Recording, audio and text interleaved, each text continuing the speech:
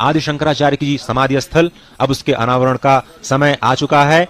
और जिस तरह से हमने बताया कि 2013 में ये समाधि स्थल पूरी तरह से नष्ट हो चुका था, एक बार फिर से इसको बनाया गया और इस वक्त आप देख रहे हैं आपकी स्क्रीन पर पहली बार ये तस्वीरें पूरी दुनिया के सामने एक बार फिर से ये 15 फीट ऊंची प्रतिमा आदि शंकर की इस वक्त आपके स्क्रीन पर नजर आ रही है, जो prime minister unveiled the 13 feet long, it is about 13 feet long statue of Adi Shankaracharya sitting atop the Shri Mantra, and there you see visuals from the top.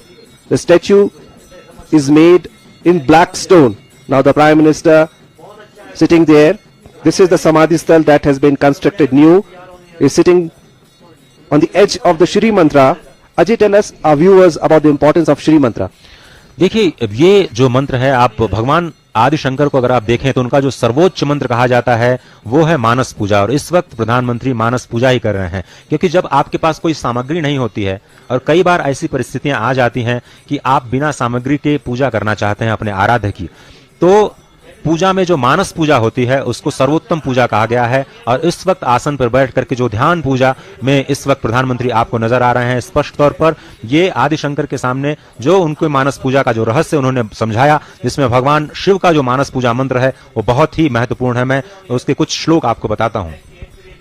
रत्नैकल्पितमासनं हिमजलै स्नानं च दिव्यांबरं नानारत्नविभूषितं मृगमदा मोदाङ्कितं चन्दनं जाति चम्पकबिल्वपत्ररचितं पुष्पं च धूपं तथा दीपं देवदयानिधे पशुपते हृत्कल्पितं गृह्यताम् सौवर्णे नवरत्नखंड रचिते पात्रे घृतं पायसं भक्षं पंचविधं पयोदधियुतं रंभाफलं पानकं शाकानां जलं रुचिकरं कर्पूरखड्डोज्ज्वलं ताम्बूलं मनसा मया विरचितं भक्त्या प्रभो स्वीकुरु छत्रं चामरयोर्युगं व्यजनकं चादशर्कं निर्मलं वीणाभेरीमृदङ्गकाहलकला गीतं च नृत्यं तथा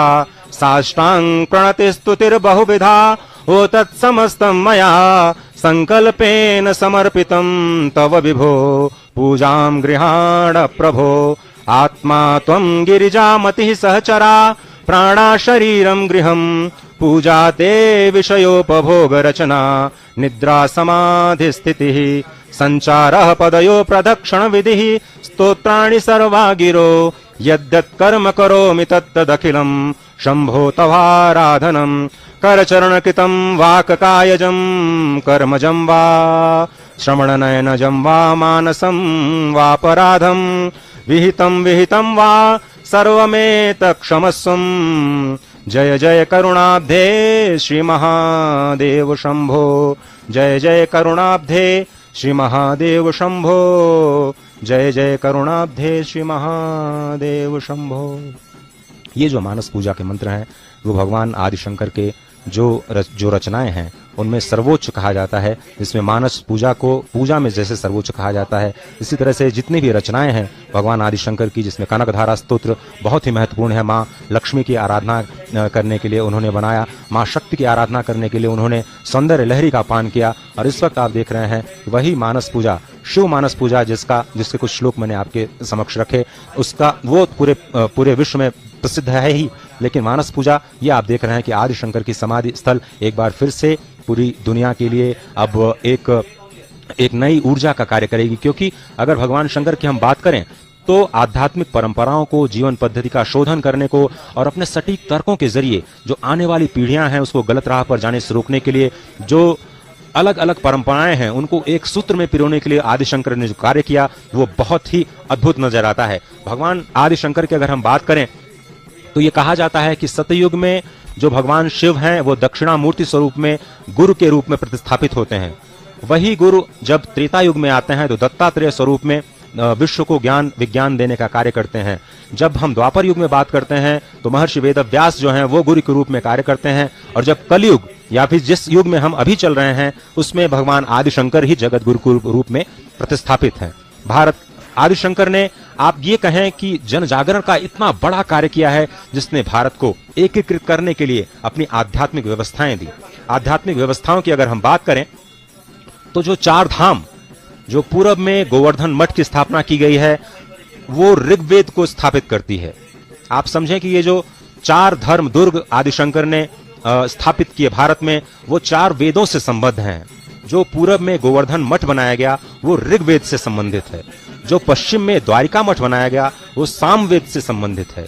जो उत्तर में ज्योतिर्मठ बनाया गया वो अथर्ववेद से संबंधित है। और जो दक्षिण में श्रृंगेरी मठ बनाया गया वो यजुर्वेद से संबंधित है।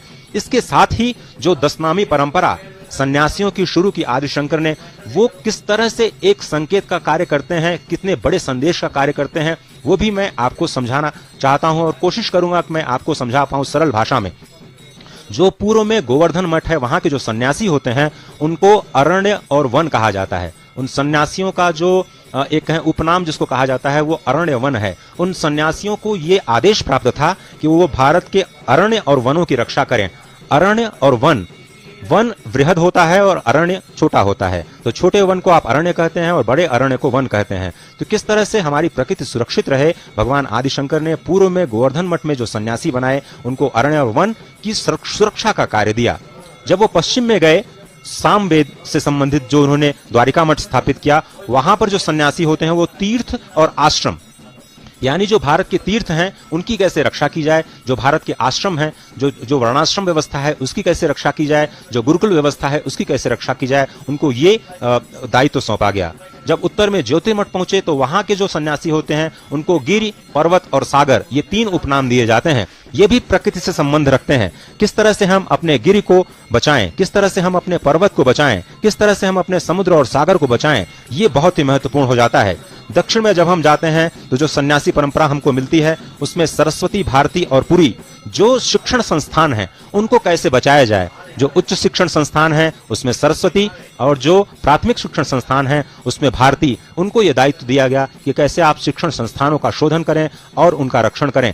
पुरी नाम के जो सन्यासी होते हैं अंतिम दशनामी परंपरा में, वो भारत की जो अष्टपुरियां कही गई हैं उनके संरक्षण का कार्य दिया गया। तो आदिशंकर ने ये जो चारों धाम स्थापित किए, देश के चारों दिशाओं में जो चार वैष्णव धाम स्थापित किए, हालांकि उनको शंकर का अवतार माना जाता है और शंकर को सबसे बड़ा वैष्णव भी कहा जाता है। और आदिशंकर ने देश के चारों दिशाओं में जो चार वैष्णव धाम की स्थापना की, उसमें पुरी में जगन्नाथ धाम, पश्चिम में द्वारिका धाम, उत्तर में बद्रिकाश्रम और दक्षिण में रामेश्वरम धाम